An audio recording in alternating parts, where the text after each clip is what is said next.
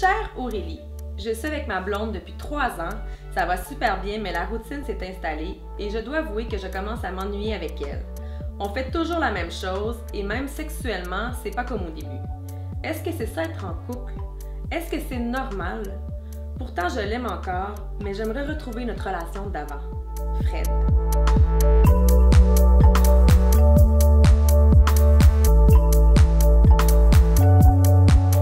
C'est sûr que la routine de couple, Antoine, là, ça, on s'en sort pas. On s'en sort pas dans un couple, on s'en sort pas dans la vie en général.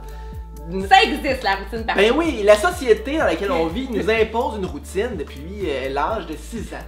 T'sais? Depuis qu'on commence à aller à l'école, on se lève le matin, on déjeune, on va à l'école ou on va travailler, on vient, on se couche. Mais je pense que l'être humain a besoin d'une routine en général, mais je crois qu'il y a une différence entre routine et monotonie, hein, non? Ben moi je trouve qu'il y a une grosse différence. J'ai fait une recherche dans le dictionnaire, eux ils disent que c'est la même affaire. Mais... Pour vrai? Oui. Ah! Toi aussi, hein, t'es surprise? Ben je suis surprise parce que pour moi, une routine, ça peut être agréable et confortable. C'est pas obligé d'être plate, une routine. Je pense qu'on est deux là, dans le team routine. On aime moi, ça, la routine. Moi je suis vraiment à l'aise là-dedans, puis j'ai rencontré quelqu'un qui lui aussi est à l'aise là-dedans, donc ça se passe bien. Mais j'avoue que si j'étais avec quelqu'un qui lui avait besoin de tout le temps avoir des nouveautés à chaque semaine, tout ça, j'aurais de la misère. Je serais pas à l'aise là-dedans. Mais c'est important quand même de se le dire, de s'en parler. De se dire, moi je suis pas à l'aise dans la routine, j'ai besoin de nouveautés. Effectivement. Puis faut faire une différence aussi. Est-ce que c'est la routine en général de ma vie ou c'est la personne qui m'ennuie aussi? Il y a beaucoup de choses à décortiquer avec ça. Puis on va inviter une de nos collaboratrices de la saison de la chasse à venir se joindre à nous parce que Imine, elle a écrit sur le sujet puis elle a des choses à dire là-dessus.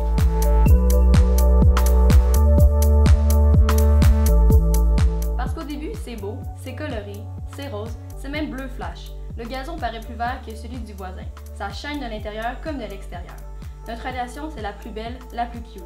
On vit ce que les autres n'ont pas vécu. Nos cœurs vibrent à l'unisson. On a le sourire collé aux lèvres 24 heures sur 24. Les jours de pluie ne nous attristent pas, ils nous font voir une opportunité de se coller. Puis doucement, le maquillage s'efface, les flatulences se font aller sans retenue, les saisons passent, les points de repère s'établissent, les adversaires reviennent, et nos mauvais plis refont surface, et pif, paf, pouf. C'est la fin un peu de la passion, oui, si on veut. Exactement, parce que comme j'ai dit, je pense qu'au début, vraiment, c'est nouveau. On a du plaisir, on veut rencontrer, on rencontre l'autre, on découvre l'autre. Tout est nouveau, tout est le fun. Et après un temps, je pense que ça peut varier, ça peut prendre quelques mois, 1 an. Mais après, je pense qu'une routine s'installe. Et c'est là qu'il y a des gens qui peuvent ne plus être à l'aise dedans. Ou comme vous avez dit, je pense en fait, si on est bien dans cette routine-là, ça va, c'est tant mieux. Mais il faut que les deux soient d'accord avec ça. Il faut que les deux soient bien là-dedans. La routine, est-ce que c'est sain d'avoir une routine dans un couple, à la base? Parce que t'as dit justement, puis un autre exemple d'une phrase que t'as écrite sur le blog, quand routine rime avec poutine, c'est bon, c'est gras, c'est rassurant. Mais trop tout le temps, ça tombe sur le cœur.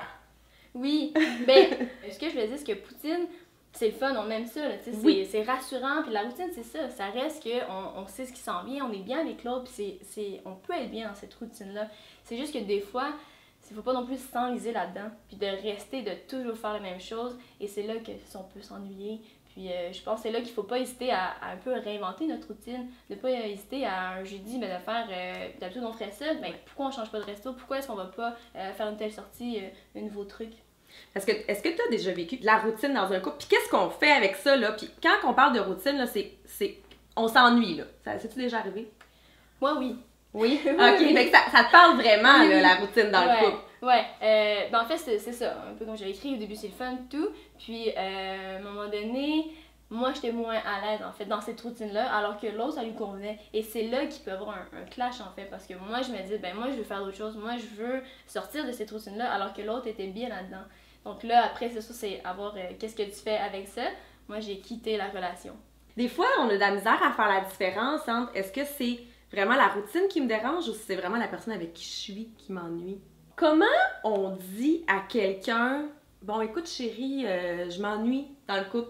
Comment on dit ça, là? Comment qu'on a la discussion puis qu'on en parle? Sans qu'ils le prennent personnel. Sans qu'ils le prennent personnel puis qu'on essaie d'améliorer les choses. Comment qu'on dit ça? Mais je pense vraiment, c'est important, on le dit, je pense qu'il faut le redire, de parler au jeu. On veut pas accuser l'autre, c'est pas ça le but, mais je pense que c'est vraiment de parler de ses attentes. Écoute, moi, mes attentes, c'est ça. On peut montrer c'est quoi la réalité. Bon, écoute, on fait toujours le même truc, blablabla. Mais vraiment, moi, c'est ce que j'aimerais. Mes attentes, c'est ça. J'aimerais ça, faire ça dans le futur. Moi, c'est comme ça que je nous vois. Donc, je pense d'axer plutôt peut-être ça dans le futur, dans plus positif, mais ne pas dire, mais là, toi, tu fais tout le temps ça, je m'ennuie parce que toi, tu sais. Donc, je pense vraiment d'aller au jeu, puis de focusser peut-être plus positif, plus le futur, plus. Ouais. Pas d'accusation, c'est ça. Est-ce qu'il y a des façons, disons là, que je suis célibataire, puis là, je me mets à dater, là, parce que je veux être en couple, ben important.